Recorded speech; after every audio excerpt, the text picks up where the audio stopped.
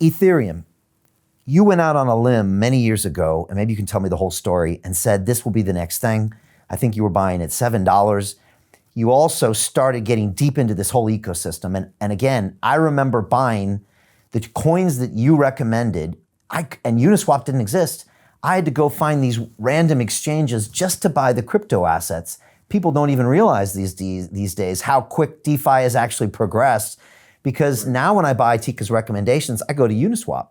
Typically, now they've got their own lists and stuff as well. But again, maybe Teeka, you could walk us through those early days and maybe what you saw in Ethereum and what you're seeing now. Well, in 2016 is when I got involved in Bitcoin. I discovered the power behind Bitcoin in January. In the beginning of January 2016, when I first discovered Bitcoin in 2011, I just thought it was a scam, and I hadn't taken the time to learn about the underlying technology. In 2016, in January, I attended an event, the Consumer Electronics Show, and Brock Pierce was speaking about Bitcoin. And he was the first person to ever explain what a blockchain was in a way that I could understand. It was a way to move information and value without a trusted third party.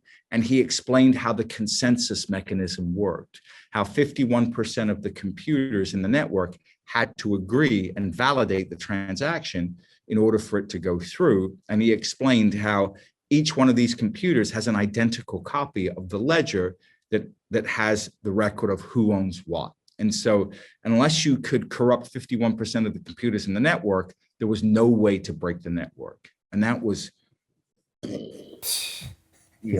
my head exploded. There's a lot of people out there right now, Teeka, whose heads are exploding on the back of your explanation there. Yeah. And sometimes, Teeka, it just takes the right person at the right moment to get it, to allow you to get it, right? It's weird how that happens. It is strange how that happens. And I'll always be grateful for Brock Pierce giving that chat in Las Vegas. It changed my life.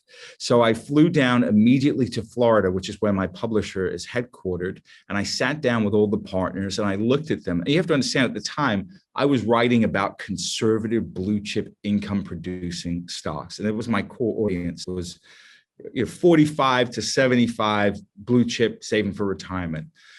So I fly down to Florida and I say, I'm writing about Bitcoin, and that's all I'm going to do.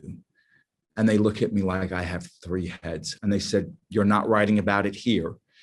And I said, look, I've owned a newsletter business before. If you won't let me write about it, I'll just spin up my own company and all I'll do is write about crypto. And like, no, you can write about it. So they let me start writing about it. So as I start doing more due diligence and start writing about Bitcoin, I come across an industry analyst. I can't remember her name right now, but she said to me that she was at a hackathon, a Bitcoin hackathon, but there was also this other protocol called Ethereum there. And she told me that 70 to 80% of the Bitcoin developers had moved over and were working on Ethereum.